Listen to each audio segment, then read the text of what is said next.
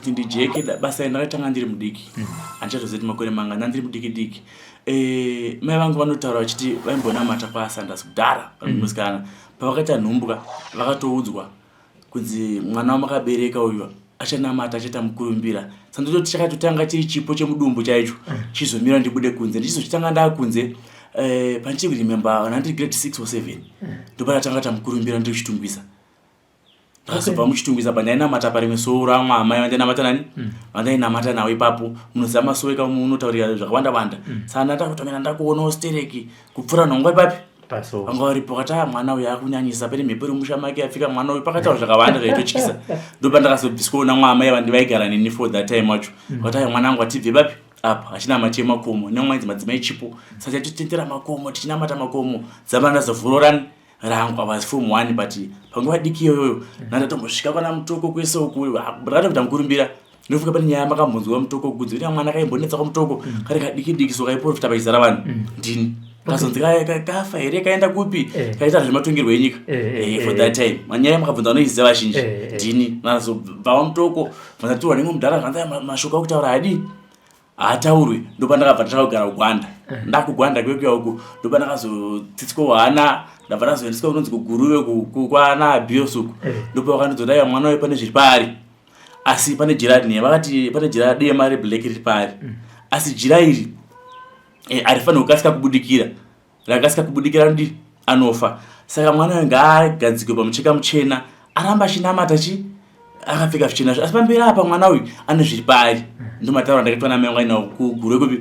iko kuenda ndaiziva kuti zviri pandiri kuita sei pachindo zvakuzobudira nhasi saka bondu akatanga basa ari mudiki kuzosvika pandiri nhasi nyini ndichingori mudiki because ndakaberekwa 1994 14 May ndomakora now ndine 28 years. Okay, saka pamakazoti ndakutanga rangu sowe ndepapi kana sikakanganise it was form 1 form 2 patatanga rangu ndakutanga rangu chechi ground kana ndi form 2 vataka kuvamba zotakata mbiri nanda kuma form 4 takakusikana chakaita kuti mutange kuti nditange sowe rangu ndiri zvakachi ende ana amai vandakabuda nawo ava ndovakaeni vaiona simba riri pandiri because at my age ndisakwanisa kuvhara chechi ndazoti aiva tokatovhara chechi yedu ikadii ikatokura ikatofamba kune munzwisa kuti zvinofamba sei sowe rekutanga rakaitirawo sowe rekutanga rakaitira kuunity n kuzasi kubanu ndokatanga sowe rekutanga richibva ndaziva kunonzi kuground after paground bva ndaziva pandave izvozvi nawo saka ndakafamba nzvimbo 3. Okay, tozoti kazhinji pano chinhu chinoita kuti munhu awane mukurumbira mabasa anenge achiitira vanhu vemunharaunda nevanenge vachiuya kuzobatsirwa. Mune dzimwe here nyaya dzamunoremember muchiri mukomana mudiki ipapo kuti patakatanga sowe redu vanhu vaiuya nematambudziko vanga vakadai so nezvimwe zvishamiso zvaitika pasowe iroro? Ndofunga zvimwe patakatanga kubuda mapepa ndakatanga kubuda mechimetro kare maenda pachimetro munopaona pane vakadzi vainetsa nyaya dzeuro vakabuda papi ipapo nembiri andakazita mbiri stereke muchitungwisa yaizikanwa nyaya yemuti. Pane pandakapikisana nemwe mudhara wanga ari papi anga aripo vananongedzera muti uchibva watooma ipapo nyaya iyo makatobvunza muchitungwisa ndopatanga kunza bondi uyu asi right newe ndobva uchipingika zvakanzi muzukuru wanenge muzukuru wandunge ndakata mabasa akasiyana siyana saka paya n'anga dzedziya paya ani ndopataita doreri pakapemberwa zvisingaiti papi pachechipapa asi ndopakabva takabuda dzimwe mhepo papi dzichitaura manje vamwe vangane mudzimu mwana wemutenderei adi mutenderei anamate kwaya chipo munyika mupi muno mushamusiri kuziva mese saka munhu akataura chaitembwawo papi ipapapo nemwe mwana mudiki akafemerwa. Saka tichipedza kudaro ndopandakabva ndasumuka ndakati musha munomu ndatumwa amunayo mvura asi baba nditi mvura idi mvura inayo mese mukuwe muone simba rangu hazvina kutora mazuva hazvina kutora nguva mangwana makuseri kwangu kwakone makore kusina kuti zuva mvura yapetanga kuti saka ndakabva takabhilivha kuti mwana ane simba maybe vane history yavanoziva ndopandakazviedza vanhu vese kuti ande kupi ande pasowe nditeerei mese nyika yese ndopa yakauya paipai kuchibva kuna anonzi chief musika vanhu makakondifema kwavari ndopandakavazivisa chief kuti chief ndanzidzikai muuye ndine nyaya ndinaenda kupatsanura. Chief anga ane makore about 10 years asingaende magumira idunhu rakeka but aichika kutosvikamo nekuchika kuroyo aiwa mune varimo makakondifema izvezvizvi chief abva aramba nekwanisa kudini kudzika gome iri kuti ndiye kupi ikoko ndopandakati chief kuti muzoenda tumwa naMwari akamsira message direct makamubvunza ndikati nanzi muburuke mangwana muuye pamutambo wani wangu kushanaya mvura usiku mvura iyoyo mukasike kuburuka seti yagasa ichapera makuseni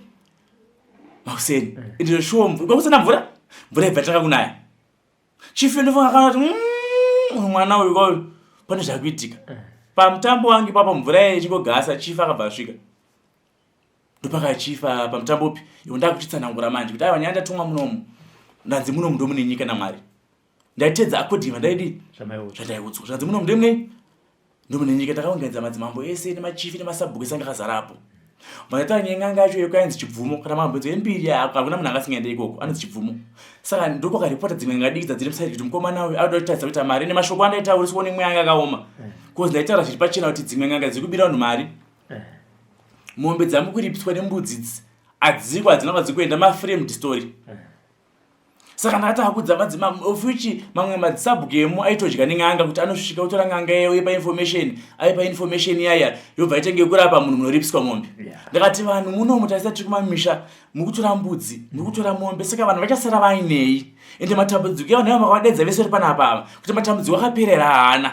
saka pane nyaya iri kuitika pakati ape kuti hazvisiti zvikudizvi zvichikuitwa saka ndopakatanga kusumuka chaos amakanzwa nyaya yehondo yechipingi ng'anga dzedze dzakunoripota una chibvumo kuti mwana adai ngafi saka pakatobva patosvika message direct zvinzi mukomana akaramba arimo taona afa anofanira kuripa nekuti akanganisa dare apinda mugomo risingapindwe anofanira kuripa mombe ndopandakati kuripa mombe iye mukomana anonzi Matthew andakudza iyoyo ndiaita mudhara mune simba imi rakawanda tikakurirwe rei nhasi nechi neng'anga dziri munomu idzi hatikatadze kudi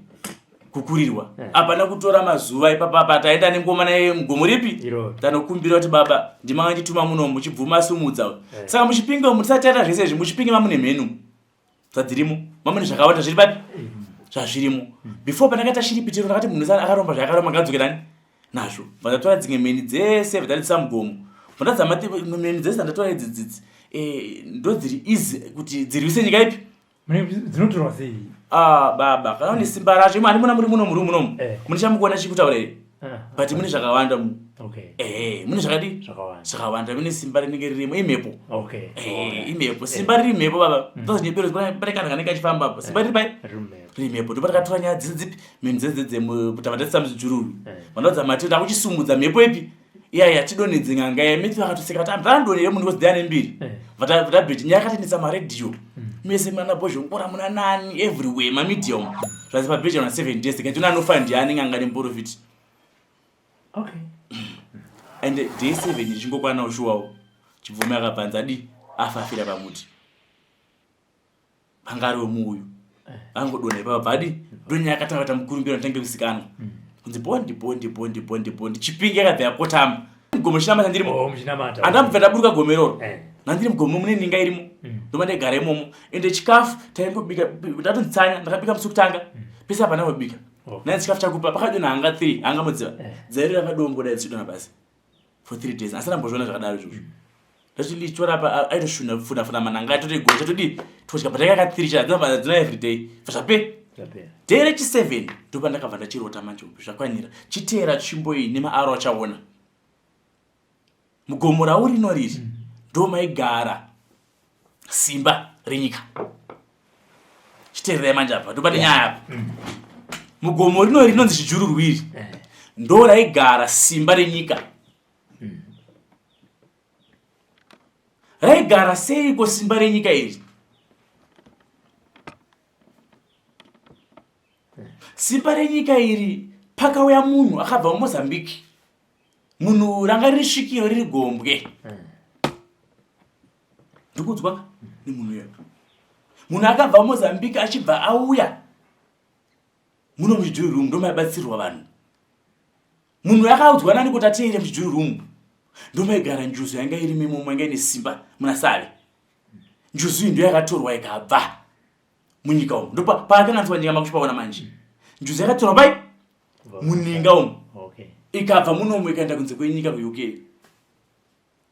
yakatorwa sei yakatorwa namashiripiti ndo njuzu yemari munyika mupi munyika medu munomu kuti nyika yedu dzikame ifambe zvakanaka zvakatosikwa naMwari zviriko zvakadi zvakadaro Ndwanzi machembera ipuridzira nyika kuti inake. Ndaiudzwa? Kudaibvunza ndichiudzwa. Saka murume uyu akabva uko afemerwa kunzi chienda kwasara simba kuti ubatsire nyika Zimbabwe iri wehondo. Saka ndo pakabva nzvimbo iyi. Yo nzvimbo iyi yainzi zano renyika. Murume uyu ndiye akwanisa kuona ana Mukomo, ana Tungugara, ana Ndabaningistoli. Asi nzvimbo iyi yakaipa wani Ndabaningistoli. Ichinzi iri ndo zano renyika. Iye vakazoti zano ndonga. Ndaiudzwa zvaireva kuti ndonga iyi ndo shiripiti renyika. Saka dzimwe dzenguva zvaifanira kunge zvidai Zimbabwe yakatonaka kupfuura zvatiri nhasi. Saka ndo paakanga ture ese yakarwa hondo tsvimbo yakapedza, asi hakuna akazochidzoka kupi kunauku kuzotenda kuti tsvimbo yetanani nayo nekuti nyika ichiri muhondo. Saka murume uyu aigara muchijururu umu akaurayiwa, akabviswa vanovigwa pasi mugombo rinonzi munaombwa vavigwa papukarekare. Saka ndoavanzoti tsvimbo ino chakunongedzera paari. Munhu anotanzwa akaurayiwa nevarungu nevamwana vanga varipo. Mataura ataitwa kutira mazita kuti zvandaiudzwa ini nditera ndaiudzwa ndiri mudiki nyaya kudhara. Munhu uyu ndo anofanira kuteera, ndiye muridzi wenyika. Saka tsvimbo iyi yatati uibve kumazedzero chiyambi idzoka muno ndo yega nekwanisa kunongedza pane munhu uyu.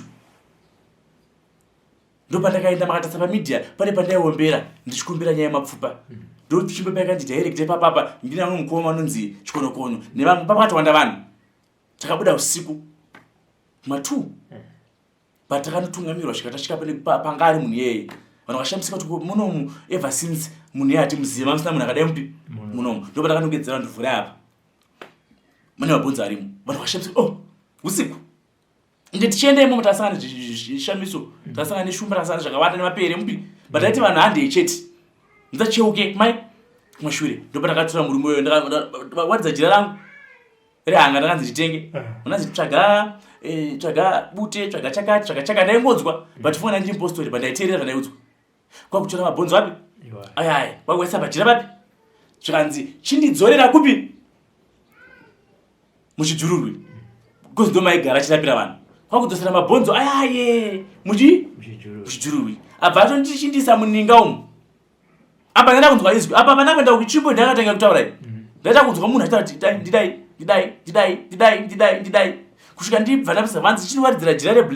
reblack pasi rewhite pamusoro. Vandasa mabhonzo aya so vandazomuvhara neblue muninga memeo. Ndichibva ndavhara ninga area nesimenti takumana vhara yemabhidha bavhara papi pai. Ndo usiku patakabva ndakumbira ndapedza basa. Ndo pandakanzwa voice ichitaura zvakanzi chikusuma kuna Musikavanhu.